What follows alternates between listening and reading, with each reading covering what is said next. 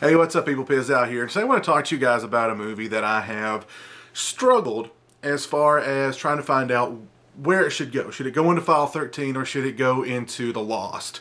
On one hand, it has all the elements of a File 13 movie. It is a B-grade, low-budget, cheesy, bad but entertaining 80s horror movie. On the other hand, it's a film that has never gotten a proper DVD release in the United States. So it's kind of a little bit of both, but I'm going to place it firmly into File 13 for my purposes today. And the movie that I want to talk about is Spookies. And I talked about Spookies just a little bit in a video response to a video J Absolute Sublime 1 had put out asking what movies scared us as a kid. And the closest one that I could think of to actually scaring me, although it's not a scary movie, is Spookies. And it really just kind of freaked me out as a kid. And watching it here recently, thanks to my buddy Paul Jenkins, who hooked me up with a bootleg copy of the movie on DVD. So big ups to Paul. Thanks a lot. I was able to watch it again for the first time in many, many years, and I totally understand why this movie freaked me out so much as a kid, and I'll get into that momentarily. The movie Spookies is about this beyond eclectic group of people. I mean, we're talking about, we've got like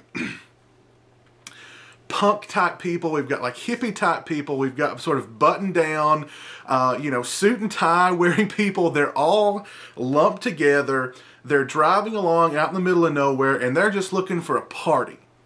They're desperately looking for a party. They come across this ostensibly abandoned mansion with a graveyard out in front, and they go, here's the place, let's do it. There's got to be a party going on inside here, and if there's not, by golly, we're going to have one.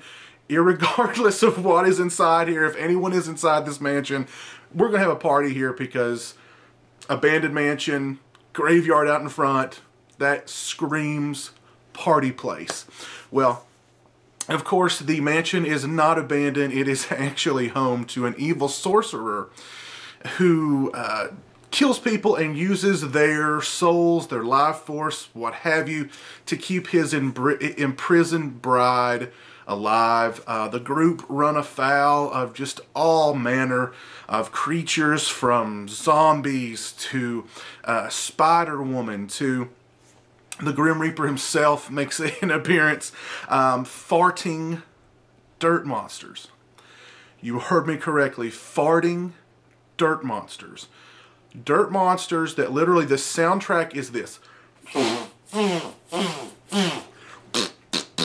Literally, that's how they created, I mean, somebody in like a sound booth was literally blowing into their hand and making fart noises for these creatures. Why these creatures had to make fart noises, no freaking clue.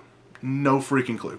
The movie basically consists of all these people wandering down hallways, walking in and out of rooms, even though they've seen one of their best friends possessed and turn into this awful looking creature who then attacks them.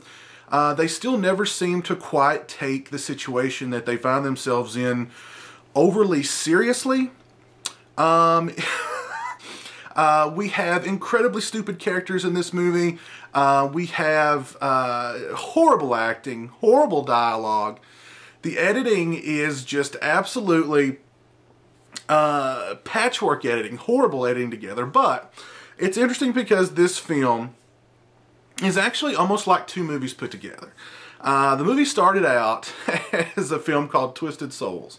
And during the editing process, the financial backer behind the film decided to sort of halt the post-production process. He hired a different director to film additional sequences for the film, some filler sequences to pad out the running time. So you have what essentially looks like two different movies patched together, very, very sloppily patched together to create Spookies. You have entire sequences that have absolutely nothing to do with the film. There's at the beginning of the film, there's a little boy, a runaway, who is just, he decides to run away from home, and what better place than to go than an abandoned mansion with a graveyard out front. I mean, how welcoming is that? Where he runs afoul of a cat man type creature who's dressed as a gay pirate with a hook for a hand. That whole sequence, that stuff has absolutely nothing. At the same time, we've got this crew of people who are inside the house being attacked by creatures. We have this withered sorcerer who's somewhere in the house, seemingly controlling everything, talking to his son, which is a little kid with his face painted blue and like vampire fangs in, some cheap looking vampire fangs, and talking to his bride, who he's imprisoned for centuries, who even death, who after she tried taking her life, she couldn't escape from him because he kills people and uses their souls or their life forces or whatever to keep her alive. What I'm trying to get at here is this movie is a complete and utter mess. It is a complete catastrophe of a movie. Yet somehow it creates this mood, this nightmarish atmosphere, because it makes absolutely no sense, just like a nightmare. It's totally illogical, and that is the stuff that nightmares are made of. Nightmares don't make sense. And so me as a kid watching Spookies and watching just, this stuff that seemingly has absolutely nothing to do with this other stuff going on in the film really resonated with me as nightmarish, and that's kind of why it freaked me out a little bit. Now, I do have to say, there are some surprisingly decent creature makeup effects in the film. Some of the zombie makeup effects don't look bad. The Spider-Woman effect, transformation looks pretty good. There's some surprisingly good makeup effects in the film, considering that that's the only thing that they did even halfway right in this movie. It just is a mess, but an entertaining mess, and a mess that I have a very, very soft spot in my heart because, I'd seen it as a kid and it freaked me out. And it was one of those movies that was like on USA Up All Night all the time. And as most of you guys know, I was a huge fan of USA Up All Night, and I would catch it on USA Up All Night here and there.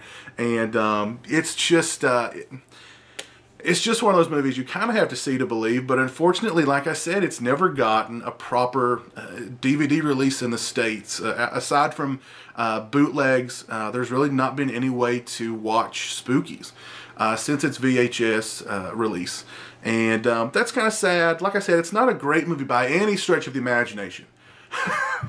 Not by any stretch of the imagination is it even close to a good movie.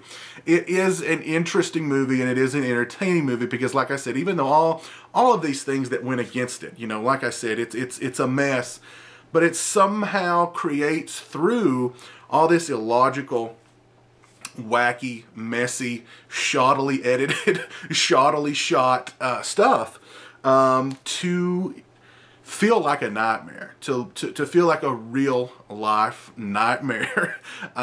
So I've always enjoyed it because of that. It is a fairly entertaining movie to watch, just from sort of a bad movie perspective.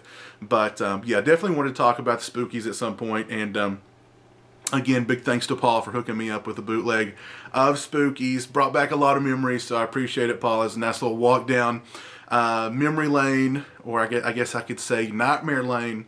Yeah, and then what's even funnier about the movie is that the movie just kind of ends. There's absolutely no resolution. There's no resolve to any of these wacky storylines that have been going on throughout the movie. It just sort of ends and it's done. And that's how I'm going to end this review of Spookies. I'm just going to end it. So, hope you guys enjoyed. If you've seen the Spookies, please, by all means, let me know what you think of it in the comment section below. And until next time, you guys take it easy. Peace.